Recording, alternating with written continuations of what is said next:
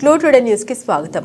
రైతుల కష్టాన్ని గుర్తిస్తూ వారిని మరింతగా ప్రోత్సహించి బహుమతుల్ని అందజేయడం అభినందనీయమని జిల్లా వ్యవసాయ అధికారి శ్రీధర్ రెడ్డి అన్నారు. శుక్రవారం కోదాడపట్నంలో కోరమండల్ ఫెర్టిలైజర్ గ్రోమర్ ఎరువుల సంస్థ రైతు సంబరాల పేరిట రాష్ట్ర వ్యాప్తంగా నిర్వహించిన డ్రాలో గెలుపొందిన రైతులకు బహుమతులను అందజేసే కార్యక్రమానికి ఆ సంస్థ ఏపీ తెలంగాణ వైస్ ప్రెసిడెంట్ జీవి సుబ్బారెడ్డి, డీజీఎం వెంకటేశ్వర్లతో కలిసి నిర్వహించిన సమావేశంలో వారు పాల్గొని మాట్లాడారు. కరోనా సమయంలో అన్ని ఉత్పత్తులు ఆగిపోయిన దేశానికి అన్నం పెట్టిన ఘనత రైతులదే అన్నారు. 144 కోట్ల జనాభాకు 320 మిలియన్ టన్నుల ఆహార ధాన్యాలు పండించి ఇతర దేశాలకు సైతం పంపించే ఘనత మన రైతులకే దక్కుతుందన్నారు.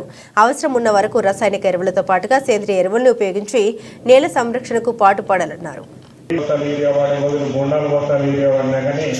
ఇంకా సరిపోవట్లేదు. దీనికి అందరికీ కారణం ఏంటంటే భూమిలో సేంద్రియ పదార్థం ఉంటుంది.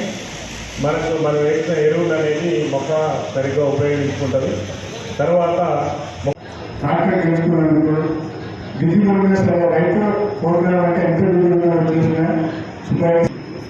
మిత్రులు అందరికంటే చేసి రైతు సోదరి సోదరులకి స్వాగతాలు పెద్దలు మరియు సహాయం కలిగి ఉంటాయి. కాబట్టి ఎక్కడ కూడా మనకి మంచి సేవలు అందించడానికి వీళ్ళు ముందుంటారని చెప్పడానికి ఎటువంటి అతిశయక్తి లేదు.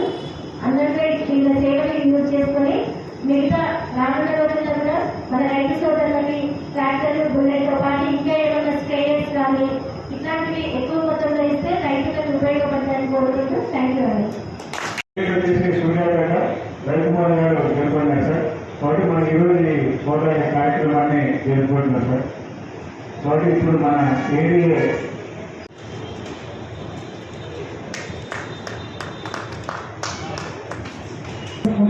విజయ సంవత్సరంలో శ్రీరామలు వెబ్సైట్స్ అన్నీ ఉంటారు. కాబట్టి వాళ్ళు ఇది వచ్చారు. వాళ్ళకి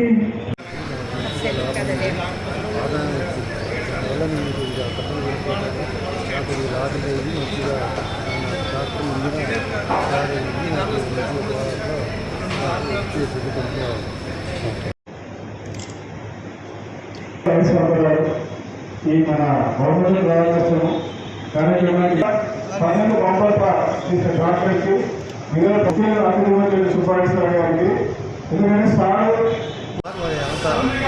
15 సంవత్సరాల నుంచి గ్రోమర్ ఎరువు వాడుతున్నాము. దానిలో భాగంగా మాకు కూపన్లు ఇవ్వడం జరిగింది. దానిలో మాకు లక్కీ డ్రాలో బుల్లెట్ రావడం జరిగింది. ఇది రావడం వల్ల మాకు చాలా సంతోషంగా ఉంది. చేయడం వల్ల ఉత్సాహంగా ఉన్న రైతులు వాళ్ళు కూడా ముందుకు వస్తున్నారు. ఎందుకంటే యాక్చువల్గా నేను కూడా మన గ్రోమర్లో వస్తువులు వెళ్ళినప్పుడు మాకు కూడా కూపన్లు ఇచ్చారు. ఇంకా అదృష్టం అనేది లక్కీ అనేది కోరిక ఒకరికి వస్తుంది. అది కోరడి వాసుకి ట్రాక్టర్ రావడం, సూర్యపేట రావడం ఎంతో సంతోషంగా. దీనిలో భాగంగానే ఇలాంటి కార్యక్రమాలు తర్వాత ఈ గ్రోమర్ యొక్క అధికారం ఇంతకుముందు మన ఎక్కడ చెప్పినట్టు న్యూట్రియంట్స్ అయినా కెమికల్స్ అయినా ఎంతో సాంకేతికంగా నానో పార్టికల్స్ ఇవన్నీ కూడా రైతులకు చాలా మేలు చేస్తున్నాయి. విషయాలు తెలుసుకొని వాటిలో ఉన్న గుణాలు ఏంటివి మనం అర్థం చేసుకొని వాటిని మన పైరు వాడినట్టయితే మనకు చాలా లాభం ఉంటుంది. కాబట్టి రైతు సోదరులు ఇలాంటి అవకాశాలు ఇలాంటివి తెలుసుకోవాలని మనం చేస్తున్నాం. Thank you. వచ్చేసిన వైస్ చైర్మన్ సుబ్బారెడ్డి గారికి మరియు చైర్మన్ వెంకటేశ్వరరావు గారికి, ముఖారామూర్తి గారికి, పూర్ణ గారికి మరియు ఇక్కడికి వచ్చేసిన కోటి డీలర్స్కి, మొత్తం రైతు సోదరులందరికీ కూడా ప్రత్యేక నమస్కారాలు. మనకి రైతు సంబంధాలు గవర్నమెంట్ ఏ కంపెనీ చేయని విధంగా మనం గిట్టుకట్టు మనం కొనుక్కుంటే ప్రతి 2 కట్టలో కట్టాలి, 2 కట్టలు అనుకుంటే కట్టలో కట్ట చెప్పిన లాస్ట్ ఇయర్ మన రైతులు రిసీవ్ చేశాం. ఆ రైతులు రిసీవ్ చేసిన వాటిలో కొంతమంది వెంగళాలు వచ్చారు, ఊళ్ళో పెట్టారు. ఈ ట్రాక్టర్ మన చిలుకూరు పాషా గారి రైతుకి ట్రాక్టర్ మన ఈ జిల్లాలో కాబట్టి అది యాక్చువల్గా వాటిని మంచిగా హైదరాబాద్లో ప్రాణవతంలో తీసుకొచ్చి మంచిగా సత్కరించాలి కంపెనీ వాళ్ళు. మరి ఈరోజు మన సుబ్బారెడ్డి గారు చెప్పినట్టు ఈ కార్డ్ ట్రీట్మెంట్ జరుగుతుంది. అంతే ఇప్పుడు ఈ మన భారతదేశంలో ఏ కంపెనీకి దక్కని అరుదైన గౌరవం కోరమండల్ ఇంటర్నేషనల్ గ్రోమోర్ బ్రాండ్కి మన తెలుగు 2 రాష్ట్ర రైతాంగం 60% పైగా మార్కెట్ సీల్లోనే ఇవ్వడం జరిగింది.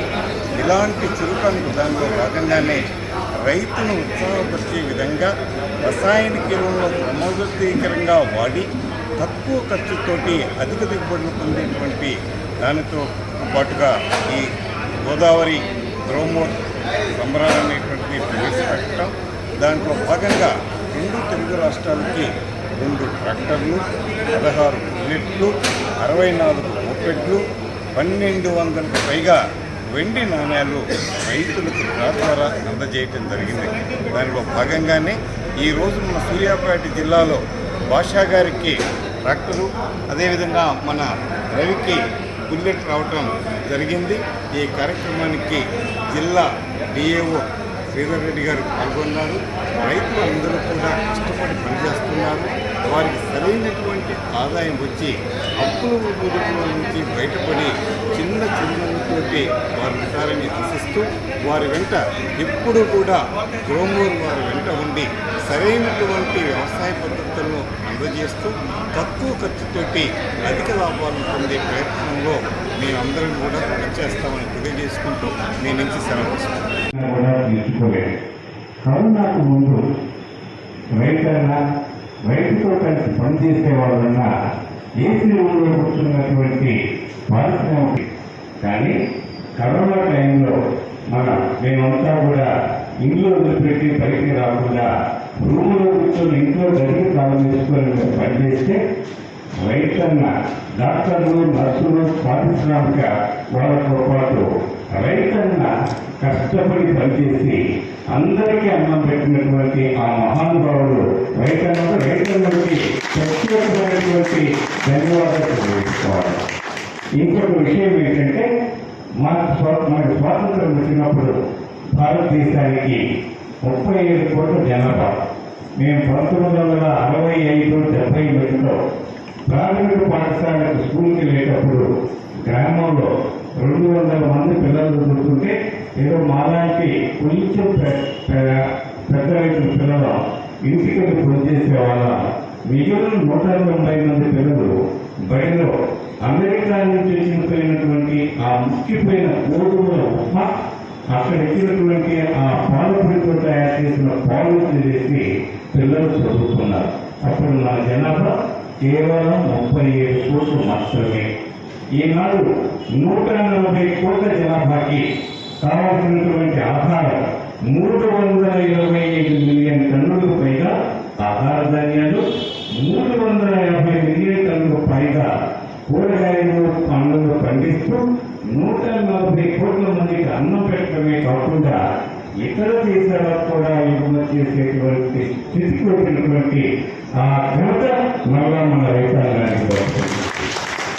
మరి వ్యవసాయం ఇక్కడ వ్యవసాయ ఉత్పత్తి 3 పువ్వులు 6 కాయలుగా ఉంటే రైతు పరిస్థితి మేము చిన్నపిల్లలుగా ఉన్నప్పుడు రైతుకు ఉన్నటువంటి ఆ సామాజిక విలువ, సమాజంలో విలువ కానివ్వండి, అప్పుడు ఉన్నటువంటి ఆర్థిక పుష్టి కానివ్వండి, ఇవాళ రైతుకు లేదు. రైతు పరిస్థితి ఎలా ఉందని ఈ మధ్య ఢిల్లీలో అడిగారు మమ్మల్ని. అయ్యా, ఆహార ధాన్యాలు మనందరికీ అన్నం పెడుతున్నారు, వేరే దేశానికి ఎగుమతి చేస్తున్నా, మెట్ట ప్రాంతంలో వ్యవసాయం చేసేటువంటి పిల్లలకి, మగ పిల్లలకి పిల్లలిచ్చేవాళ్ళు లేదు. వ్యవసాయం అంత బాగా ఉంది. ఇప్పుడు రైతు పరిస్థితి అంత బాగా ఉంది. వ్యవసాయం చేస్తే పిల్లలు ఇవ్వడానికి ముందుకు వచ్చేవాళ్ళు లేదు. తెల్లవాళ్ళు బ్యాంక్ ఏటీఎం దగ్గర కాపలా ఉండేటువంటి సెక్యూరిటీ గార్డుగా ప్రవేశిస్తున్నా కానీ మెట్ట ప్రాంతంలో వ్యవసాయం చేసే రైతు పిల్లలు ఇవ్వడం లేదు. దీనికి కారణం వ్యవసాయంలో ఎంత పండించినా రైతుకు చివరికి ఏం జరుగుతుందనేటువంటి ప్రశ్నార్థమైంది కాబట్టి రైతు ఏ విధంగా పట్టగట్టించాలి వేస్తున్నామో మా పరిస్థితి ఏ విధంగా ఉంటుందనేటువంటి రైతు పరిస్థితి. మరి కేంద్ర ప్రభుత్వాలకు కానీ ఇట్లా పరిశ్రమల వారికి కానీ ఎప్పుడు మేము మా ఇంటర్నల్ డిస్కషన్లో చెప్పేది రైతును ఆర్థికంగా ఏ విధంగా మనం ముందుకు తీసుకెళ్ళచ్చు. పోటీపడి రైతన్నలందరికీ చెప్పేది ఏంటంటే వ్యవసాయంలో మనం ఈ మధ్య మా గ్రామం పోయాం, దేవాలయం దగ్గర నుంచి వెళ్తూ ఉంటే ఒక పెద్ద ఆయన కనిపించాడు. ఏం మామా బాగున్నావా అని అడిగా. ఏం బాగున్నావా, 50 కిలోలు మోసే మొగలు లేకుండా పోయాడు ఊర్లో. ఏమైందయ్యా అన్నా. ఏముందయ్యా మీరు ఎరువులేసిన భోజనం ఎన్ని పండించామని అని 15 బస్తాలు పండించామని ఎకరానికి. ఇప్పుడు నీ మనవడు ఎంత పండిస్తున్నాడయ్యా? 40 బస్తాలు పండిస్తున్నాడు. కానీ మా గట్టి గింజలు మీ ఓటు గింజలు అన్నారు. అప్పుడు మన ఏజే గారు లాంటి వ్యవసాయ శాస్త్రజ్ఞులు అడిగి కారణం ఏంటంటే పూర్వం రోజుల్లో మనం పేడకడి, వెంపలాకు, సంగడాకు, జిల్లెడాకు ఇవన్నీ పెట్టేవాళ్ళం. ఇప్పుడు యూరియా డిఏపీ వేస్తున్నాం. ఒక పేడకడిలో ఈ సంగడాకు డిఏపీలో 2 ఉంటాయి. 5వ తరగతి పిల్లోడికి కూడా అర్థాలు వస్తున్నాయంటే మనం తినేటువంటి తిండిలో సూక్ష్మ పోషకాల లోపాలు వచ్చిన దానివల్ల ప్రజలు చూడటానికి ఏమో పట్టలు పెట్టే మనుషులు ఉంటున్నారు, కానీ లోపల వాళ్ళకి శక్తి లేదు అనేటువంటిది వ్యవసాయ శాస్త్రజ్ఞులు చెప్పారు. మనం ఈ రసాయనికులను వాడి పంటలు పెంచాం, ఆకలి సాగు లేకుండా చేశాం. కానీ భూమి యొక్క ఆరోగ్యం మనుషులకే దీన్ని గుర్తుపెట్టుకోవాలి మన రైతులందరూ కూడా. రసాయనిక ఎరువులు ఎట్లాంటివి అంటే బిర్యానీ లాంటి తినేటప్పుడు చాలా బాగా రుచిగా ఉంటుంది. అధికంగా తినకుండా 10 రోజులు ఎవరైనా బిర్యానీ కంటిన్యూగా తిని చూడండి మన పొట్టలు ఏమవుతాయో. 10 రోజులకే మన పొట్టలు పాడైతే 20 సంవత్సరాల నుంచి పశువుల ఎరువులు వేయకుండా అచ్చంగా రసాయనిక ఎరువులు భూములు చేస్తే భూముల యొక్క భూమి దిగిన నోరుంటే ఆయన కాంగ్రెస్ సుబ్బారావు గారు చెప్పారు, అయ్యా రెడ్డి గారు భూమికైనా నోరున్నట్లయితే 24 గంటలు కుక్క తిప్పుకోకుండా ఏం చేసేటటువంటిది వారు చెప్పడం జరిగింది. కాబట్టి రైతన్నలాగా మీరు గుర్తుపెట్టుకోవాల్సినటువంటి విషయం రసాయనిక ఎరువులతో పాటు సేంద్రియ ఎరువులను వాడాలి, భూసారాన్ని మనం రక్షించుకోవాలి. ఇస్తున్నాం మేడం. గవర్నమెంట్ కంపెనీ అనేది బిజినెస్ కావాలి, రైతులతో ఉపయోగపడే కార్యక్రమాలు చేస్తున్నాం మేడం. రైతులకు ఈ విధంగా ప్రోత్సహిస్తూ మంచి మంచి గిఫ్ట్ కోరమండలకి కంపెనీకి సాధ్యమవుతుంది. వేరే కంపెనీ సాధ్యం కాదు. అంటే ఇది వెరీ గ్రేట్ థింగ్.